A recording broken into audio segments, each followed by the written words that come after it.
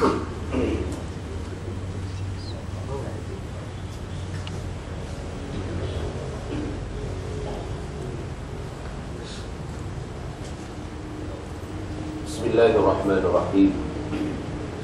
Assalamualaikum warahmatullahi wabarakatuh. Nahmadullah ta'ala wa nashkuruh wa nusalli wa nusallim ala Muhammadin sallallahu alaihi wasallam wa aluh. Ashhadu an la ilaha illallah wa ashhadu anna Muhammadan abduhu wa nabiyyuhu Muhammadin sallallahu alaihi wasallam.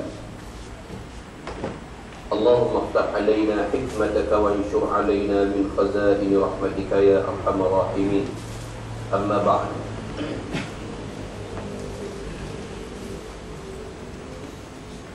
Muslimin dan muslimat yang dirahmati Allah Subhanahu wa taala. Surat yang ke-26, nasihat ke-9, tinggikan himmahmu dan lawanlah nafsumu dan buatlah bekalan akhirat.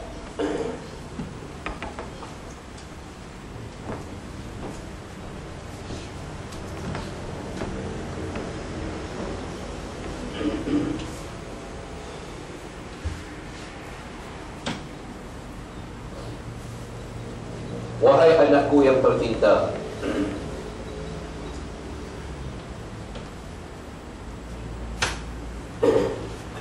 jadikanlah himmahmu itu dalam meningkatkan rohanimu, dan jadikanlah segala kegagalan itu berada di pihak hawa nafsumu, dan jadikanlah kematian itu hanya pada badanmu, kerana tempat tinggalmu ialah liang kubur, dan penghuni kubur sentiasa menanti kedatanganmu pada setiap masa. Maka janganlah sekali-kali engkau datang ke sana tanpa bekal. Kata Imam Ghazali rahimahullah dalam tajuk yang ke-9, nasihat Imam Ghazali yang ke-9, jadikanlah himmahmu dalam meningkatkan rohanimu, dan jadikanlah segala kegagalan itu berada di pihak hawa nafsu. Maksudnya, pertama, maksud himmah. Himmah ini maknanya khusyuk ibadat.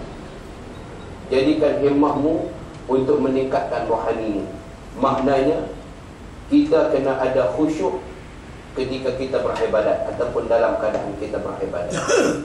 Khusyuk ini maknanya boleh disebut sebagai tekun. Kita ada komitmen, al-mudawamah, sentiasa, kekal, istiqamah dengan ibadat kita. Yang kedua, khusyuk juga memberi arti kita faham tentang apa amalan ataupun ibadat yang kita lakukan.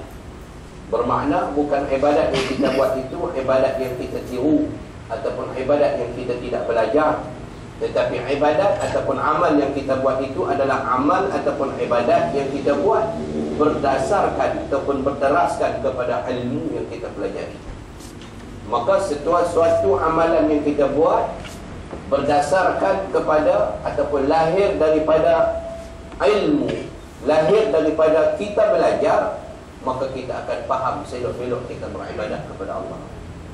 Jadi itu yang boleh saya sebut tentang maksud himmah, iaitu khusyuk beribadat kepada Allah Subhanahu wa taala. Jadi pesanan ataupun wasiat Imam Ghazali supaya kita sentiasa mementingkan khusyuk kita dalam ibadat. Bila orang yang beribadat dalam keadaan khusyuk, rohani kita ataupun darjat rohani kita ini akan tinggi.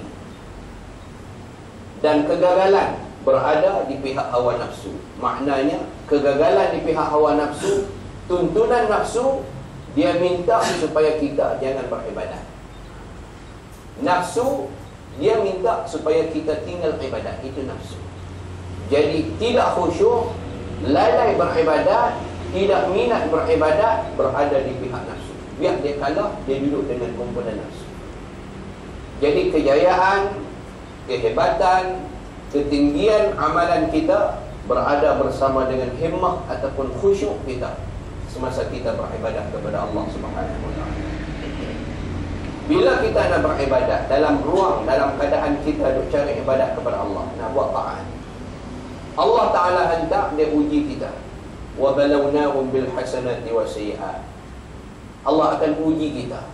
Dalam keadaan susah senang kita beribadat, dia akan uji, Allah akan test kita kemampuan-kemampuan untuk kita beribadat. Allah uji. Jadi ramai di antara manusia-manusia yang gagal dalam ujian Allah Subhanahu wa taala. Kalau orang duduk dalam keadaan susah, mungkin ramai orang boleh ingat Allah Ta'ala, mungkin ramai.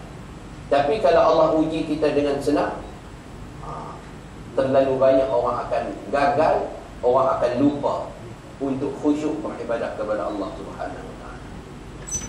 Allah Ta'ala sebut dalam surah Isra, wa idza massal insana dhurrun da'a rabbahu munibina ilayhi. Bila manusia duduk dalam keadaan susah, wa idza massal insana dhurrun, manusia terkena musibah, manusia kena derita, manusia kena susah, kena bala, kena bencana dan sebagainya, da'a rabbah, dia akan doa minta kepada Allah Ta'ala, harapannya kepada Allah. Tapi bila manusia duduk dalam senang, dia akan rasa kesenangan itu adalah milik dia. Dia akan rasa kesenangan itu adalah hasil daripada usaha dan susah payah dia cari ikhtiar supaya dia boleh dapat kesenangan. Jadi manusia-manusia yang satu ketika dia susah, dia boleh beribadat. Bila sampai satu tahap dia jadi senang, dia sudah lupa ataupun dia ghalib. Dia tak lupa, mungkin tak lupa, mungkin dia tak tinggal, tapi dia sudah ghalib, lalai, jadi lambat, jadi lewat untuk bangkit, untuk beribadat kepada Allah. Maka itu dikira sebagai tidak khusyuk ataupun lalai daripada penglihatan Allah. Itu disebut sebagai sahun. Sahun maknanya orang-orang yang lalai, orang-orang yang lupa. Dia bukan tak buat, dia buat, tapi lewat. Beza keadaan dia masa dia susah, cepat dia ibadat. Beza keadaan dia masa dia senang, lambat sikit dia ibadat. Jadi ramai manusia-manusia yang Allah Ta'ala tunjuk dan Nabi sendiri sebut dalam hadis, kita duk baca dan dengar tubuh kita duk cerita dalam kisah-kisah sahabat. Manusia-manusia yang banyak kena musnah oleh Allah Ta'ala ni, manusia-manusia yang diuji dengan kesenangan. Namrud, Allah musnah ketika dia kaya, dia ada kuasa. Qarun, Allah Ta'ala musnah ketika dia kaya. Fir'aun, Allah musnah dia ketika dia berkuasa dan kaya. Sahabat Nabi Sa'labah, Allah musnahkan dia ketika dia kaya. Jadi manusia-manusia yang duduk dalam derita ini ada, bukan tak ada, tapi jarang diceritakan, jarang ada manusia-manusia yang hidup susah tapi kehidupan mereka dimusnahkan oleh Allah. Tapi yang paling banyak daripada hidup susah sudah jadi kaya, sudah jadi senang, tiba-tiba kesenangan itu menjadikan golongan-golongan ini lalai, golongan-golongan ini jadi semakin jauh dengan Allah. Akhirnya Allah hentam, Allah balakan balik golongan-golongan. Ini yang kita takut. Takut benda-benda ini ataupun ujian yang Allah Ta'ala bagi kepada orang-orang yang dahulu kena balik kepada kita, dan dalam keadaan kita tidak senang. Kita duk sonok dengan nikmat, rupa-rupanya nikmat itu telah tukar, Allah Ta'ala telah tukar jadi nikmat, jadi bala. Itu ya.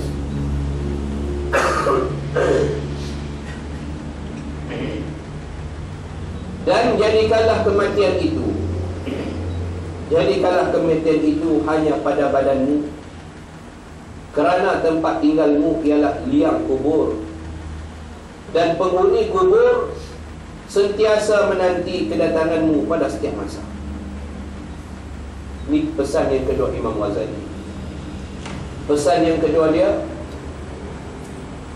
Allah Ta'ala sebut, kullu nafsin za'iqatul maut. Semua yang bernyawa, semua yang hidup pasti akan mati. Tang mana kita duduk, aynama takunu yudrikumul maut walau kuntum fi burujin musyayyada. Allah kata, maut di mana sahaja kamu duduk, aynama takunu yudrikumul maut. Di mana sahaja kamu duduk, kematian pasti akan cari kamu.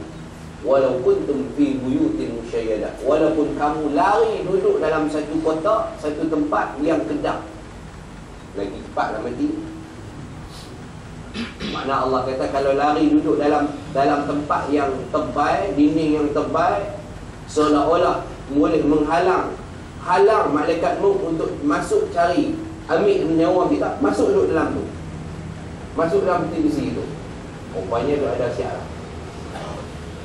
Walau duduk dalam tu sekalipun, Allah kata maut mesti akan sampai kepada kita. Jadi oleh kerana mati akan dapat sampai kepada kita, maka Allah dan Rasulullah telah memberi peringatan kepada kita. Kematian itu mungkin hanya pada jasad, macam yang berlaku kepada Rasul sallallahu alaihi wasallam, macam berlaku kepada sahabat-sahabat Rasul sallallahu alaihi wasallam radhiyallahu alaihim ajma'in. Syahid syuhada yang mati. Bal ahya'un 'inda rabbihim yurzaqun. Orang-orang yang jasad ni tengok mati, kaku, kerat, tak bernyawa, tapi sebenarnya mereka ni duduk dengan Allah. Yurzaqun, dia dapat rezeki, dia dapat nikmat, dapat kurniaan daripada Allah. Kita tengok luar tu mati, mulut tak terbuka, mata tak buka, nyawa pun tak, senyum pun tak dan sebagainya. Kerat. Tapi sebenarnya mereka ini hakikatnya yurzaqun, sedang mendapat rezeki, sedang mendapat kurniaan, sedang mendapat pembelaan daripada Allah Subhanahu. Nabi SAW jasadnya mati, Nabi wafat. Aisyah tengok jasad Nabi terbujur, kaku, kerat, tak ada apa. Abu Bakar masuk tengok, angkat tangan Nabi, semua kaki tangan Nabi semua kerat, macam orang lain mati, macam sahabat-sahabat lain mati. Fatimah anak Nabi masuk tengok, Nabi wafat. Osman tengok Nabi wafat, Umar tengok Nabi wafat, sampai Umar sendiri tak boleh terima bahawa Nabi wafat, sebab bagi dia Nabi tak boleh mati. Tapi kematian adalah berlaku kepada semua manusia, semua umat manusia, tak kira siapa. Tapi hakikat kematian Nabi itu hanyalah pada jasad. Itu yang dituliskan oleh Imam Ghazali. Mati kita ini biarlah kematian itu hanya pada badan kita, tetapi yang akan sambut kita ini adalah roh kita kepada Allah Subhanahu wa taala. Kita akan terima pembalasan-pembalasan, kita akan terima nikmat, kita akan terima anugerah daripada Allah. Roh kita yang akan terima pembalasan Allah Subhanahu wa taala. Apa yang Allah Taala tentang soal mati, sama ada roh dan jasad disiksa ataupun roh sahaja ataupun jasad sahaja, itu ada khilaf ulama. Yang pastinya bila mati, pembalasan Allah, nikmat Allah daripada Allah untuk orang mati ini tetap ada. Sama ada roh dia kena saja, jasad dia tak kena, ataupun roh pun dapat, jasad pun dapat sama-sama, itu Allah Ta'ala yang tahu sebenarnya. Kita tahu. Sebab itu urusan Allah. Wa yas'alunaka 'anil ruh qulir ruhu min amri rabbi wa ma utitum minal ilmi illa qalila. Orang tanya kepada Nabi sallallahu alaihi wasallam, Allah suruh Nabi jawab, kalau manusia-manusia di sekeliling kamu tanya kamu, yas'alunaka 'anil ruh, tanya kamu tentang urusan ruh, qulir ruhu min amri rabbi. Ruh itu urusan Tuhan aku, betul. Wa ma utitum minal ilmi illa qalila. Aku tidak diberi ilmu, tidak diberi knowledge yang banyak, melainkan sikit yang Allah Ta'ala bagi kepada. Tentang urusan ruh adalah urusan Tuhan. Walaupun Nabi SAW ada sebut tentang ruh sekian-sekian, tetapi Nabi tidak memperdalamkan kerana bimbang umat-umat Nabi SAW akan menyalahgunakan ataupun tidak faham tentang urusan roh. Kerana Nabi SAW diajar oleh Allah Nabi dilatih oleh Allah, sedangkan kita tak terlatih ataupun tidak faham tentang itu. Nabi ada sebut tentang beberapa hadis tentang ruh, tentang urusan ruh dan sebagainya, tentang ikhlas, tentang nyawa, tentang malaikat maut, ruh ni akan sampai ke mana, lepas kita mati malaikat bawa kita ke mana dan sebagainya. Apa soalan-soalan yang akan kita terima selepas kita mati, memang Nabi ada sebut.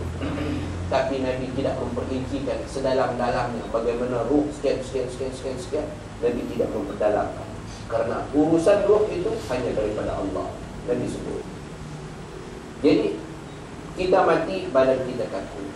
Tapi di samping badan kita yang kaku itu, kita akan ada benda ataupun ada amalan kita, ruh kita yang hidup, iaitu amal ibadat kita yang tidak akan meninggalkan jasad kita. Sebab itu ada hadis Nabi SAW sebut, Nabi kata, yatsba'ul mayyitu salasatu. Bila kita mati, yang akan ikut mayat kita ini, akan ikut diri kita 3 benda. 3 benda ikut. Pertama yang akan ikut, Nabi kata, yatsba'ul mayyitu salasatun fayarji'ani ithnani wa yabqa wahidun. 2 daripada 3 itu akan ikut dan dia akan balik. 1 akan duduk dengan kita. 2 yang balik itu apa? Sahabat tanya. 2 yang balik itu Nabi kata, ahluka wa ashabu wa maluka. Ahluka wa maluka. Ahli keluarga, sahabat handai, kawan karib kita yang ikut kita, dia akan balik. Yang kedua, harta kita. Orang main dengan kereta kita, orang main dengan motor kita, orang main dengan basikal kita, dia akan balik. Orang bawa payung kita bawa balik. Orang bawa tikar bawa balik. Bawa yak daripada rumah nak curi buah yang mak, yak tu pun bawa balik. Harta balik, kawan balik. Wa yabqa wahid, 1 kan duduk, iaitu amal soleh kamu akan duduk. Jadi walaupun hakikatnya jasad kita mati, tetapi amal kita tetap berada bersama, tetap berada. Jadi sebab itu Nabi suruh kita banyak badiru bil a'mal salih. Kamu kena apa? Badir, kena lawan. Badir ni kena bersaing. Buat amal kena bersaing, bukan bersaing macam lumba, macam lawan. Bersaing ini makna pekat-pekat buat. Pekat-pekat buat. Dan kena rasa cemburu dengan orang yang buat amalan lebih. Cemburu macam mana? Cemburu tengok kawan tu rajin pergi mengaji, kita pun kena rajin. Cemburu tengok dia rajin. Aku sakit, aku pun nak pergi juga. Cemburu. Bukan cemburu sekat orang. Cemburu untuk kebaikan. Cemburu yang ada kebaikan. Nabi sebut cemburu untuk beramal. Itu cemburu yang diharuskan. Malah digalakkan oleh Nabi untuk cemburu, untuk kita lebih kuat beribadat kepada Allah, untuk kita lebih rajin beribadat kepada Allah. Dan penghuni kubur sentiasa menanti kedatanganmu pada setiap masa, maka janganlah sekali-kali engkau datang ke sana tanpa bekalan. Kita mati, kita akan pergi ke kubur. Orang-orang dalam kubur itu dia akan tunggu. Kubur itu tunggu kita. Jadi janganlah kita pergi kubur tanpa kita bawa amal ibadat kita. Himpun harta banyak-banyak, Nabi kata harta pergi, harta balik. Ada anak ramai-ramai, isteri ramai-ramai, dan anak isteri pergi, anak isteri akan balik. Tapi yang akan kekal pergi, tidak akan balik, amalan-amalan kita yang kita buat. Kalau kita ada harta, amalan yang kita guna untuk harta kita, kita guna harta kita untuk apa? Amalan hasil daripada harta itu, dia akan duduk, dia tidak akan patah balik. Tapi yang balik harta, zat dia balik. Kita ada ahli keluarga, anak isteri, kawan handai dan sebagainya. Apa manfaat yang telah kita bagi kepada ahli keluarga kita? Ajak sembahyang, suruh tutup aurat, suruh puasa, suruh mengaji dan sebagainya. Mereka akan pergi dan akan balik. Tapi hasil keberhasilan yang kita bagi, pengajaran yang kita ajar, wasiat yang kita tinggalkan akan bersama kita. Kerana itu bakti yang kita buat. Bakti yang kita buat. Jadi tuan-tuan, orang-orang Nabi sebut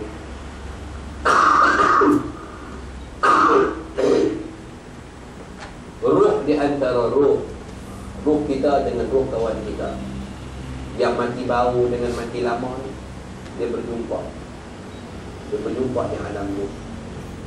Orang yang baru mati masuk ke alam ruh, berjumpa dengan ruh-ruh yang mati lama. Kalau duduk sekampung, duduk setaman, duduk kenal, duduk mengaji, duduk main surah Mujahidin, dia tanya, kawan kita ada main dulu sekali duduk pergi mengaji.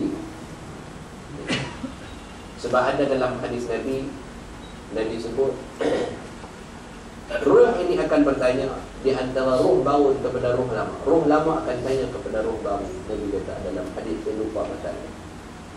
Dia akan tanya hatta sampai kepada macam mana kucing yang ada di rumah aku, hidup ke mati ke? Orang bela jaga makan ke tidak macam aku jaga? Ruh, kalau satu orang itu dia pernah jaga kucing, dia baik dengan kucing dia, lepas tu dia mati. Adalah jiran belah rumah dia, duduk 3 tahun, lepas tu kawan belah rumah pula mati.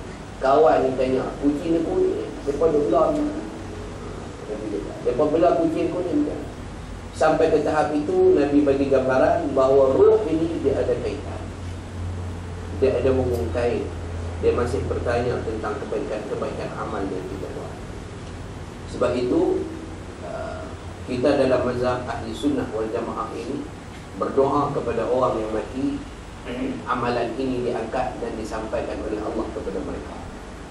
Amalan kita, doa kita sampai kepada mereka, boleh sampai. Malah boleh juga bertawassul dengan orang yang mati. Ini antara suatu yang diharuskan oleh ulama. Boleh bertawassul. Malah ada dalam satu hadis sahih yang disebut boleh bertawassul dengan amalan-amalan baik. Kalau kita sendiri boleh bertawassul dengan amalan baik kita. Kalau kita tak ada amalan baik, kita bertawassul dengan amalan soleh orang-orang alim. Contoh macam Syekh Abdul Qadir Jilani, ulama-ulama sufi macam Imam Ghazali rahimahullah dan sebagainya. Untuk guru kita yang masih hidup, makna jasa-jasa yang mereka pernah buat boleh buat. Malah ulama-ulama buat. Macam contoh Imam Ghazali. Hari Isnin kemarin dulu saya bawa Fadil Tuan Guru Dr. Abdul Aziz Hanafi di forum di UUM. Tajuknya Bina'ah Antara Hasanah dan Dhalalah, dianjurkan oleh UUM. Jadi dia sebut ada anak murid Imam Ghazali, dia minta doa. Dia ambil kitab-kitab Imam Ghazali, banyak tebal, berapa buah kitab Imam Ghazali, dia duduk. Dia kata, ya Allah, Allahumma inni as'aluka wa atawajjahu bika wa atawassalu bi nabiyyika Muhammadin sallallahu alaihi wasallam wa atawassalu bi amali salihin sahib hadzal kitab. Sekian. Ya Allah Tuhanku, aku minta kepada kamu, aku hadapkan muka aku kepada kamu, aku tawassul kepada nabimu, dan aku tawassul kepada Tuhan mempunyai kitab ini yang beramal soleh. Aku minta sekian. Allah bagi. Tapi kena belajar dulu lah tawassul dan sebagainya, nak ambil tabarukan dan sebagainya. Takut silap tawassul. Jadi sebab itu dalam bagi sahabat-sahabat kita yang berfahaman bukan ahli sunnah wal jamaah, yang berfahaman wahabi, bagi mereka tawassul ini adalah syirik, boleh membatalkan iman, kufur iman. Sebenarnya tidak. Salawat kepada Nabi sallallahu alaihi wasallam adalah sebahagian daripada tawassul kepada Nabi. Tawassul kepada Nabi sallallahu alaihi wasallam.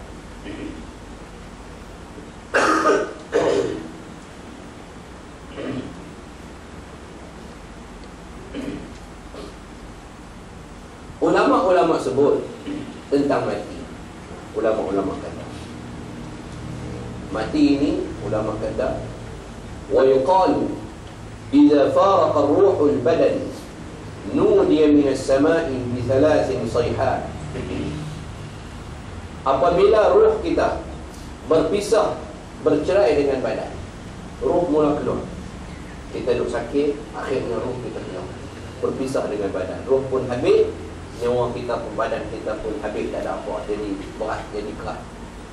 Bila faraqa ruhul badani, apabila roh telah berpisah dari badan, nudiya minas samai bi salasin sayhat, akan sampailah 3 pertanyaan daripada langit kepada kita. Kalau saya mati, lepas roh keluar, saya akan terima pertanyaan, 3 pertanyaan daripada langit. Tak tunggu masuk dalam lahat, keluar habis nyawa ujung kepala, sampailah pertanyaan. Apa dia? Ya bani Adam, atarakta dunya amid dunya taraktaka. Wahai anak Adam, adakah kamu meninggalkan dunia ataupun dunia meninggalkan kamu? Ini pertanyaan daripada langit. Ajama'ta dunya amid dunya jama'taka. Yang kedua, adakah kamu menghimpunkan dunia ataupun dunia yang menghimpunkan kamu? Aqatalta dunya amid dunya qataltaka. Adakah kamu telah membunuh dunia ataupun dunia telah membunuh kamu? Ini 3 pertanyaan daripada langit apabila roh kita mula berpisah. Wa idza wada'a 'ala al-mughtasal nudiya minas sama'i bi sayhatin. Bila kita diletakkan di tempat mandi, orang bawa kita letak di tempat mandi pula, mai pula seruan daripada langit. Ya bani Adam, wahai anak Adam, aina badanakal qawiyyu ma ad'afaka.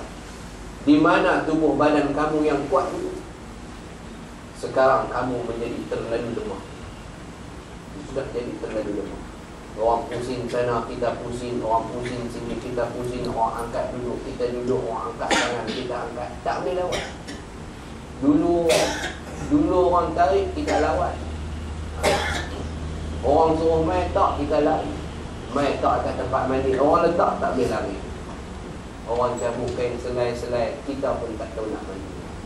Orang jual kita yang masuk mata atau masuk hidung, kita tangan nak tepi tak boleh lah. Kita tahu. Orang tengok pun ayat semayang orang tolong lagi dan sebagainya.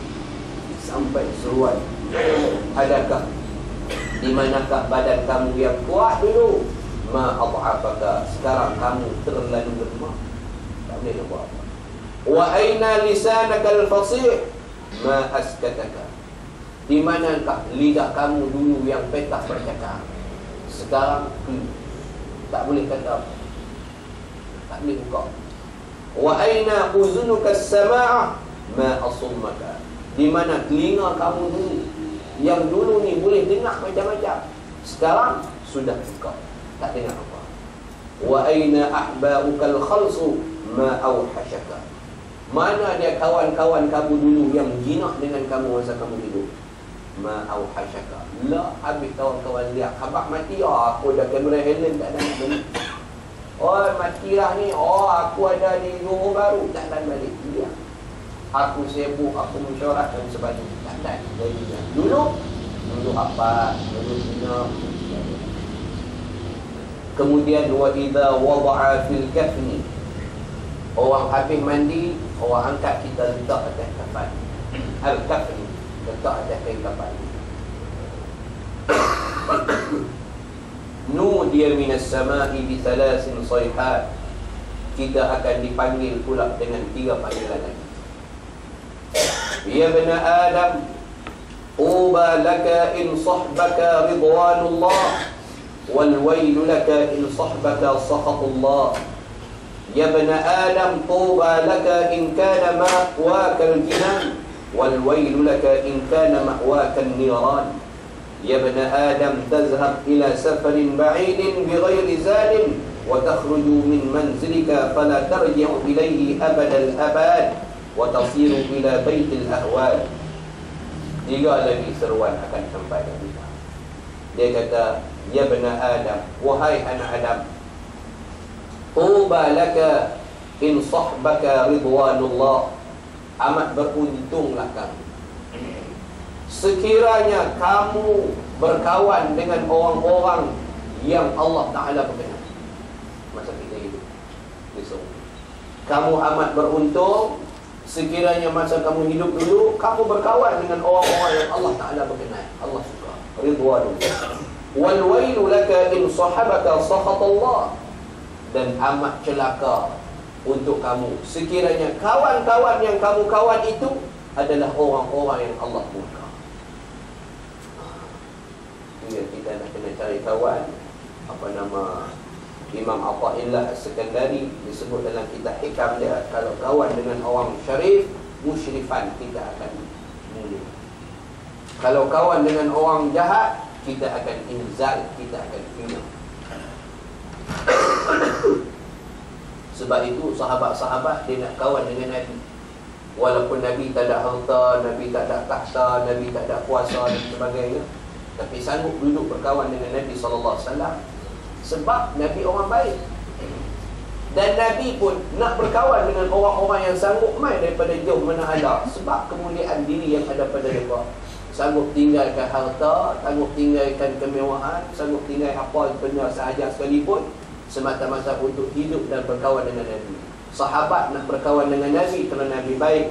Nabi pun nak berkawan dengan sahabat sebab sahabat-sahabat ni orang baik. Tapi kalau suka dan berkawan dengan orang jahat, sakhatallah, kita akan dapat kemurkaan Allah. Hasil hak kita hidup berkawan dengan orang jahat, hinaan Allah kita dapat.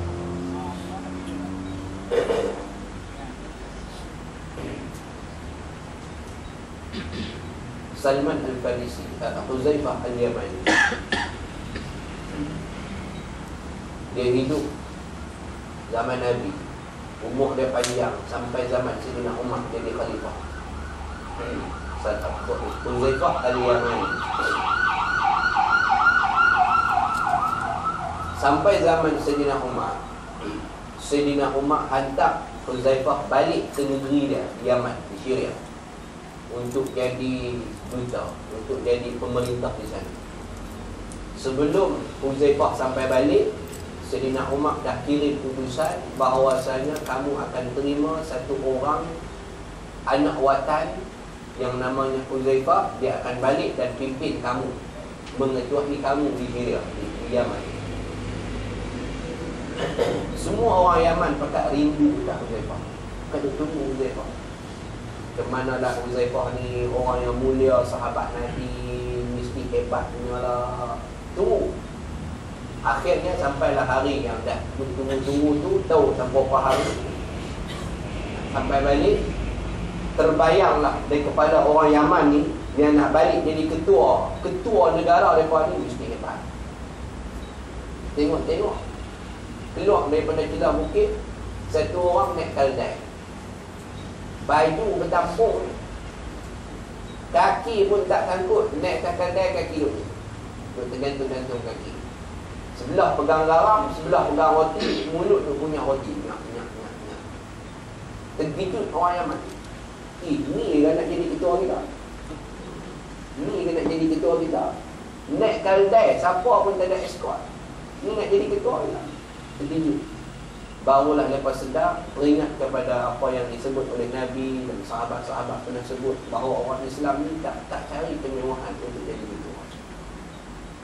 Balik dalam keadaan pakai baju jubah indah ya. Jubah pun lusuh. Duduk atas kaldai, bukan naik kuda, naik kaldai. Kaldai ni jangan kata kancil lah. Kata kancil lah. Pelapik kaki pun tak ada, lantai pun berlubang lah.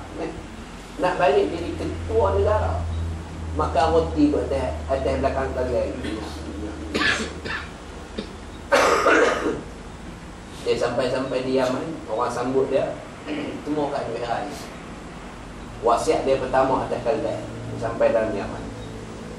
Dia kata, wahai orang-orang Yaman, jauhilah kamu daripada fitnah.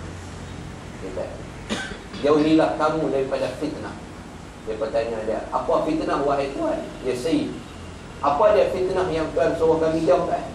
Kamu jangan hampir kepada rumah pembesar-pembesar negara, yang mana kamu akan dapat fitnah dia. Apabila pembesar-pembesar itu berbohong, kamu kata ya betul. Itu dah fitnah dia. Salman, aku saya faham. Fitnah dia, kalau kamu suka pergi rumah orang besar-besar, Orang besar-besar ni cerita bohong, tapi kamu nak ampu dah. Ampu sana, ampu sini. Ya betul, padahal bohong. Huzaifah kata, itulah fitnah yang pertama. Wasiat pertama aku sampaikan untuk kamu. Hari pertama dia sampai, duduk atas keledai sambil duduk makan roti. Kalau kita angkat roti gani ni, makan. Belah pijak garam, makan roti dengan garam.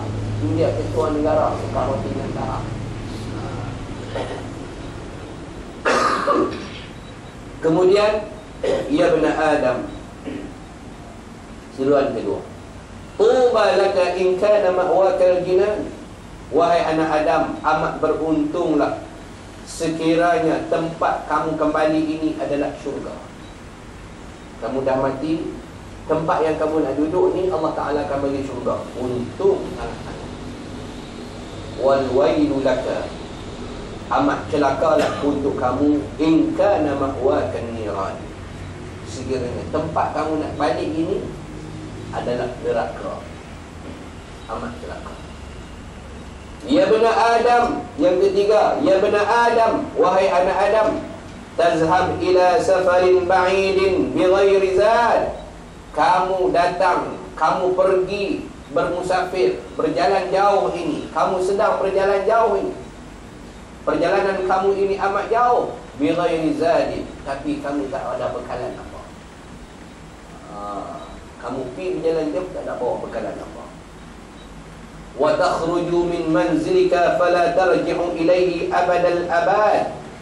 Dan kamu keluar daripada rumah kamu, kamu tidak akan kembali lagi ke rumah kamu selama-lamanya. Wa tasiru ila baitil ahwal. Dan kamu sekarang sedang menuju ke satu rumah yang amat huru-hara. Rumah yang amat huru-hara, gelap, panas, sempit, sesak, tidak selesa dan sebagainya. Wa idza humila 'ala al-jinazati nudiya minas sama'i bi thalasin sayhat. Dan apabila jenazah itu diusung, orang usung pula, diseru lagi kepada kita, badan kita, jenazah kita ini dengan 3 seruan. Ya bani Adam, uba laka in kana 'amaluka khaira.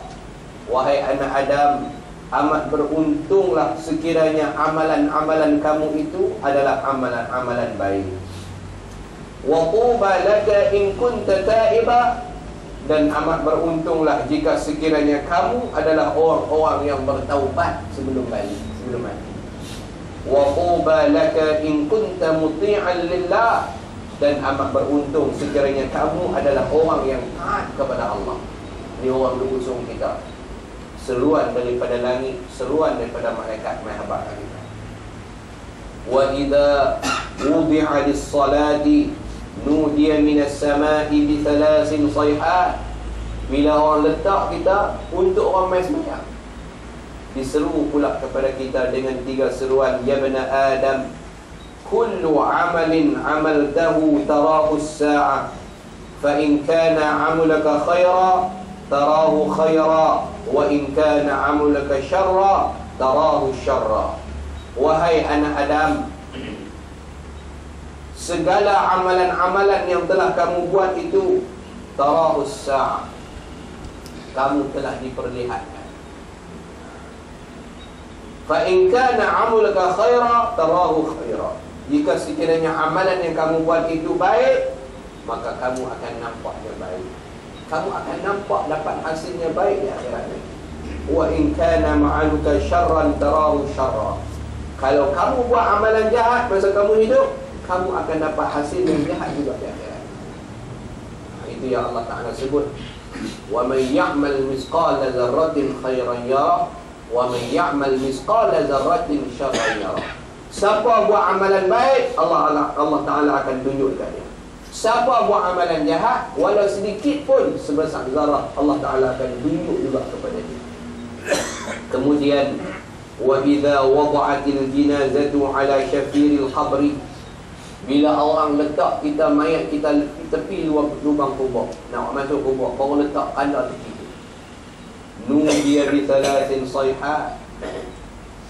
Malaikat panggil lagi kita dengan 3 panggilan. Ya bani Adam, ma tazawwadta min al-umrani li hadha al-khabar umrani li hadha al-kharab wa ma hamalta min al-ghina li hadha al-faqr wa ma hamalta min an-nur li hadhihi al-zulmah.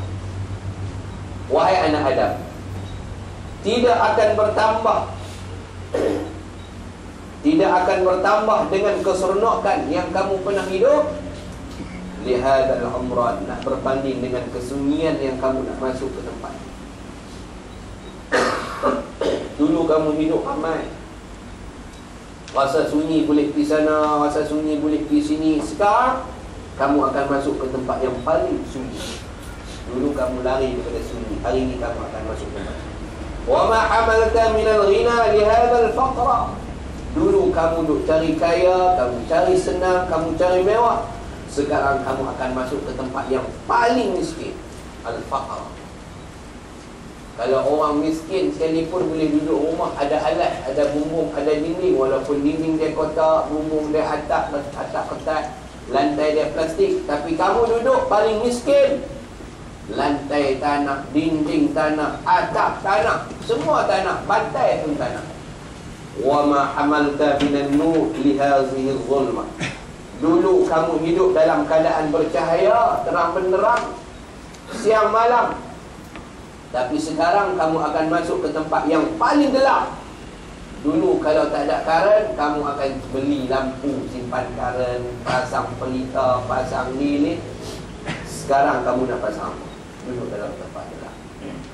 Wa idza wudi'a fil lahdi nudiya bi thalasin sayhat. Bila diletakkan pula, kita dimasukkan ke dalam lahat,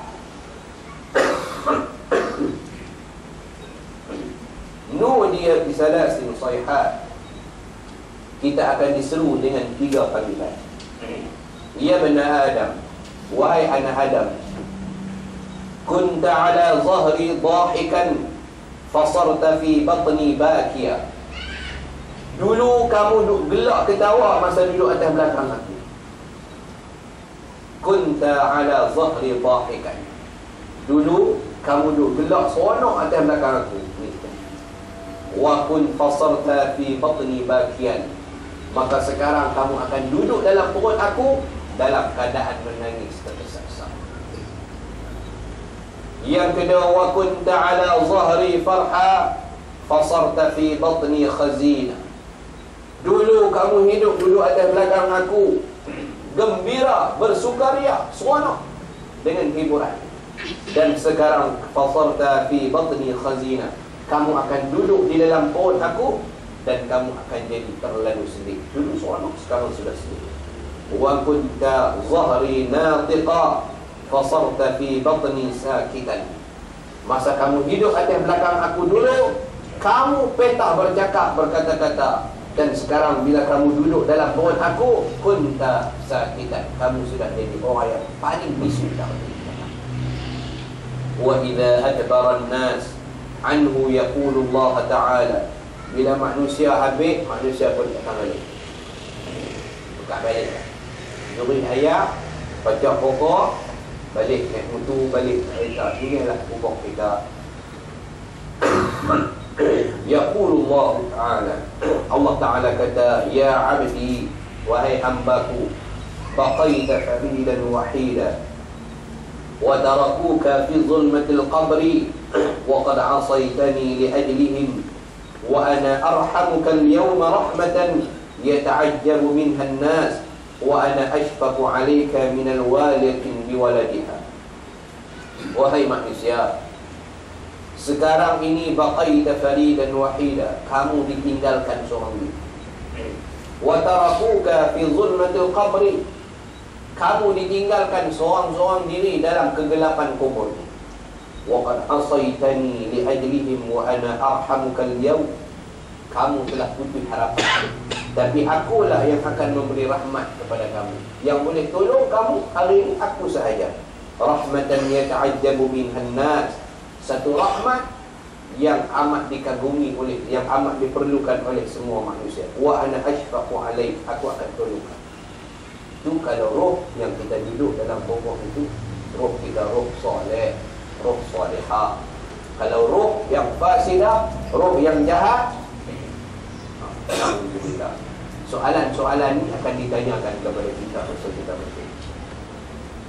Dan berkata Sayyidina Abu Bakar As-Siddiq radhiyallahu anhu, badan kita itu tidak ubahnya laksana sangkar burung ataupun kandang binatang.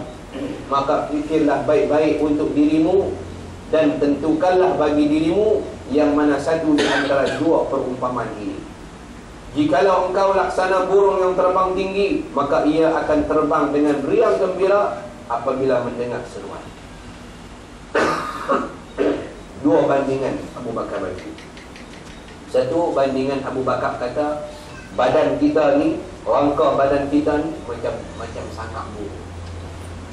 Ruh kita ni macam burung. Badan kita ni macam sangkar, ruh kita, jiwa kita ni macam burung. Sekarang ruh kita duduk dalam sangkar.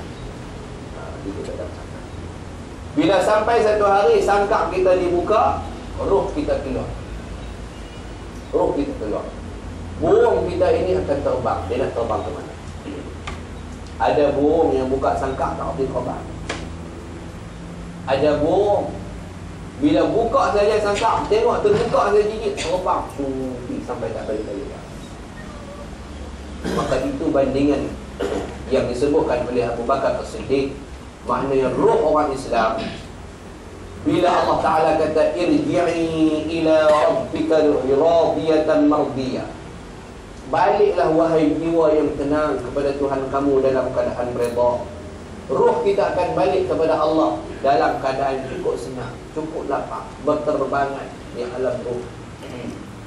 Nabi kata ruh orang mukmin, orang beriman akan ditempatkan di dalam temuluk burung yang hijau. Duduk dalam temuluk burung hijau. Kita duduk dalam temuluk burung biru. Temuluk burung hijau. Temuluk burung hijau ini dia akan berterbang dalam syurga. Dan ruh-ruh yang duduk dalam temuluk burung hijau ni, bila burung ni terbang, macam kita naik helikopter, boleh tengok semua. Boleh tengok burung lalu ke sungai, boleh tengok burung naik atas bukit dalam syurga, boleh tengok burung lalu depan pokok, boleh tengok. Wih, sonoknya. Bila nak darat ni, tak sampai hari ni, dia akan sampai masa benda. Jadi itu yang dikatakan nikmat syurga hanya boleh dilalui, tapi tidak boleh dinikmati. Kita boleh rasa, boleh tengok, tapi tak boleh dinikmati. Tu pun bila tengok rasa macam tak sangka. Tengok macam macam kita tengok TV satu tempat kita tak mengerti. Tengok TV gambar Mekah tu, memang Masjidil Haram, kita tak pergi pun Mekah, tapi tengok macam kita duduk di situ. Oh, seronok. Cerita Kaabah 4 segi, bubuk kelambu Kaabah warna hitam, penyu ni ada Hajar Aswad. Cerita macam ni pasal tengok. Bila nak pergi, sampai satu hari kita duduk mati, roh orang mukmin duduk dalam tembolok burung yang hijau. Burung ini akan terbang dalam syurga. Kita duduk tengok besarlah burung dalam syurga. Kalau burung biru tu neraka lah.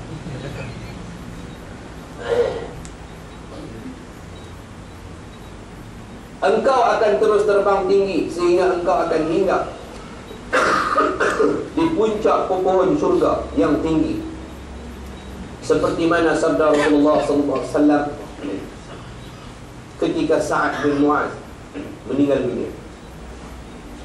Ihtazza 'arsyur Rahman min mauti Sa'ad bin Mu'az. Nabi kata kepada seorang sahabat yang namanya Sa'ad bin Mu'az. Sa'ad bin Mu'az dia masuk Islam umur 31 tahun, mati syahid umur 37 tahun. 6 tahun dia jadi Islam. 6 tahun jadi Islam, macam 6,000 tahun Islam. 6 tahun masuk Islam, umur 31 baru masuk Islam. Umur 37 mati dalam perang bersama Nabi. Nabi kata ihtazza 'arsyur Rahman min mauti Sa'd bin Mu'az. Bila Sa'ad bin Mu'az mati, Nabi kata Arash Allah Ta'ala ni bergoncang. Sebab tak ada orang yang sehebat Muaz, sehebat Sa'ad, berani, sanggup jadi khadam Nabi. Dalam perang dia sanggup jadi bodyguard untuk jaga. Panah nak mai, kena dia ni. Lembing nak mai, kena dia ni. Pedang nak mai, kena dia ni. Dia sanggup tahan kata bagi. Itu yang kata kehebatan Sa'ad bin Muaz. Seorang pemuda, orang yang kacau, orang yang tinggi lampai, putih dan sebagainya, tapi dalam usia